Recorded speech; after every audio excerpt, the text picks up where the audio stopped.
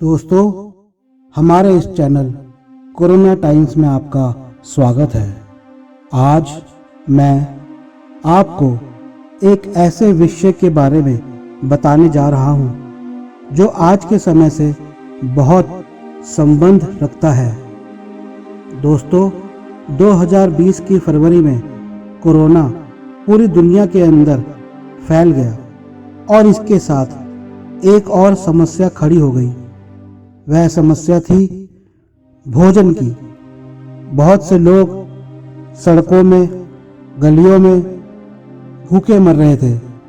उनके भोजन की व्यवस्था करना सरकार के लिए एक बहुत बड़ी चुनौती बनी।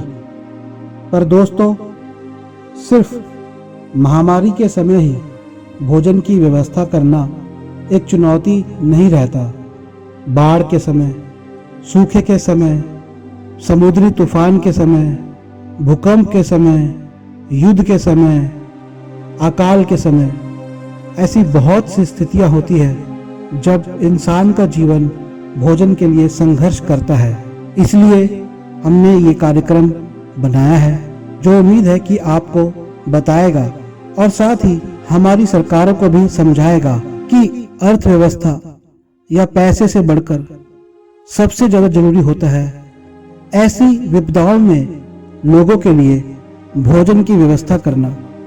ये विपदाएं कई बार कुछ महीनों तक की हो सकती है या फिर ये विपदाएं कई सालों तक चल सकती है। इन विपदाओं के लिए तैयार रहना इंसान के लिए बहुत जरूरी है।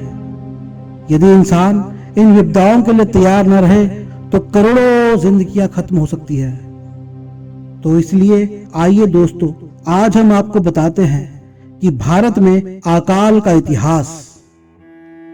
दोस्तों, इस कार्यक्रम को शुरू करने से पहले आपको एक बात समझनी होगी कि अकाल और सूखे में क्या अंतर है। दोस्तों, सूखा तब होता है जब बारिश नहीं होती, फसल पैदा नहीं हो पाती, और अकाल तब होता है जब अनाज या चावल या जो भी उस क्षेत्र में खाए जाने वाली चीजें हैं उनकी कमी पड़ जाती है। कई बार सूखा ही अकाल लेकर आता है, लेकिन कई बार अकाल और भी कारण से होता है। जैसे युद्ध हुआ। युद्ध के क्षेत्र में भोजन था, लेकिन उस भोजन को सीमा पर सैनिकों के लिए भेज दिया और उस क्षेत्र में भोजन की व्यवस्था नहीं की गई, तो वहां पर लोग मरने लगे और ये अकाल कहलाया। अब शुरू करते हैं इस महत्वपूर्ण कार्यक्रम को जिसे सबको समझना जरूरी है। भारत में अकाल का इतिहास और औरंगजेब।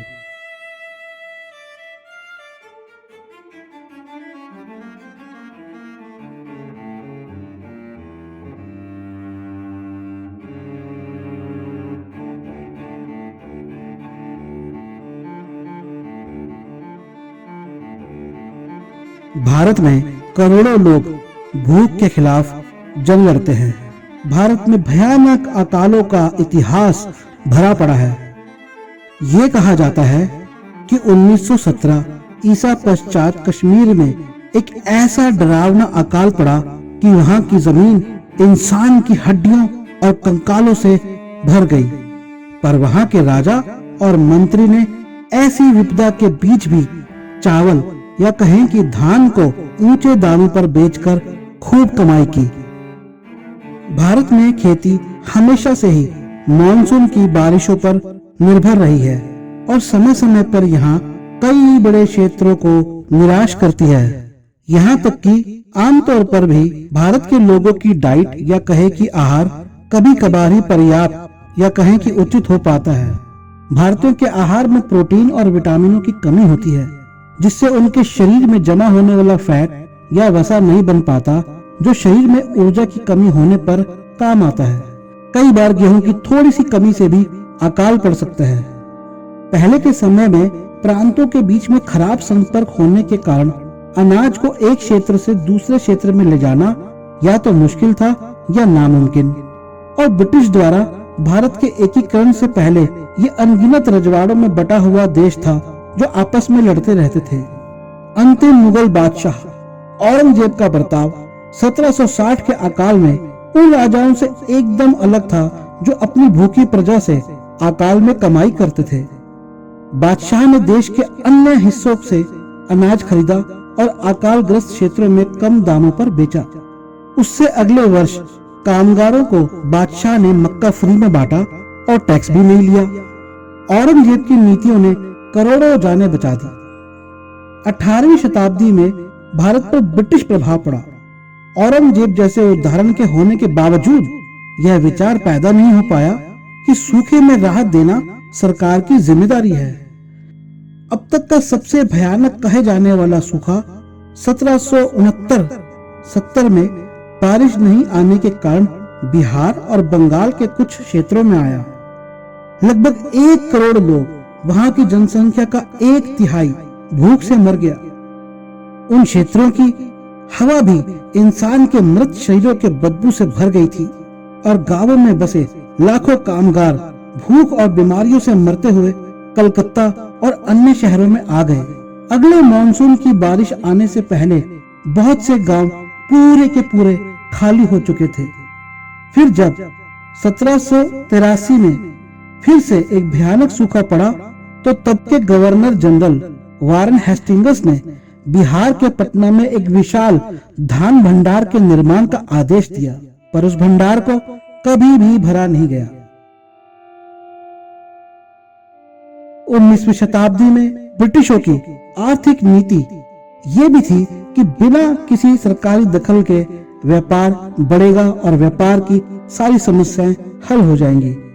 अपनी इसी नीति का कड़ाई से पालन करते हुए जब भी सूखा पड़ा, उन्होंने न ही तो खाद्य पदार्थों के दामों को नियंत्रित किया और न ही सूखाग्रस्त क्षेत्रों से अनाज के निर्यात पर रोक लगाई और न ही कहीं और से अनाज का आयात किया। 1866-67 में सूखाग्रस्त ओडिशा में अनाज का भरा एक जहाज तट पर आया।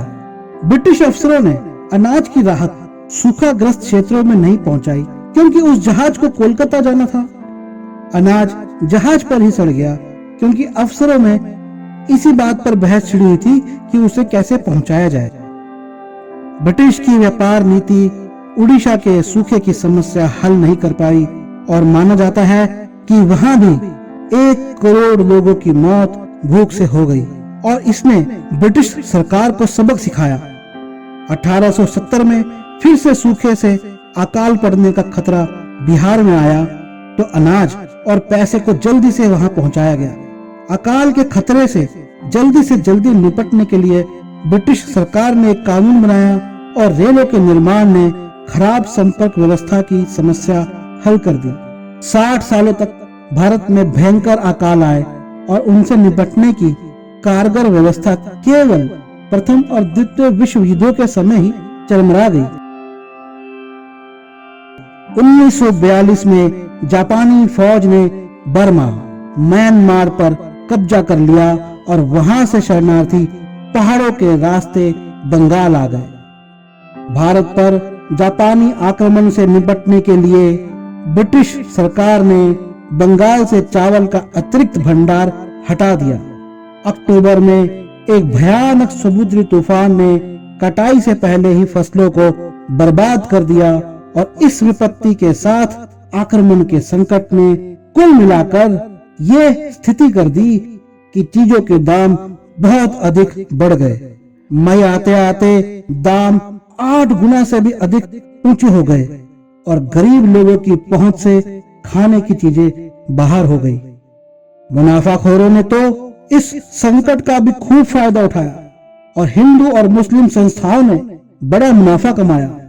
लड़ाई में लगे ब्रिटिश अफसरों का ध्यान इस विपदा पर तब तक नहीं गया तब तक कि भूख से मरते शरणार्थी कलकत्ता पहुंचने शुरू नहीं हुए। चलते फिरते मानव कंकाल गलियों में फिरने लगे और गटरों में मरे पड़े मिलते। तब भी बंगाल की प्रांतीय सरकार ने समय पर राहत नहीं दी और फिर 1943 के अक्टूबर में सेना द्वारा राहत संस्थाओं का नियंत्रण अपने हाथ में लेने पर ही स्थिति बदली। भोजन को गांवों तक पहुंचाया गया और वितरण केंद्र बनाए गए। अकाल तो चला गया पर कमजोर जनसंख्या कॉलरा, मलेरिया और चेचक यानी स्मॉल पॉक्स से जूझती रही। एक ब्रिटिश पोषण विशेषज्ञ WR आयकरॉड ने जांच कमीशन के लिए सेवा देते हुए बताया कि लगभग 30 लाख लोग तब मर गए थे। चीन या सोवियत रूस के बाहर ये तब तक का 20वीं सदी का सबसे भयानक अकाल था। तो दोस्तों, आपने सुना कि भारत में मुगल राज में और ब्रिटिश राज में किस तरह से अकाल आया और किस तरह से मुगल बादशाह औरंगजेब ने अकाल के समय में अपनी प्रजा का ध्यान रखा।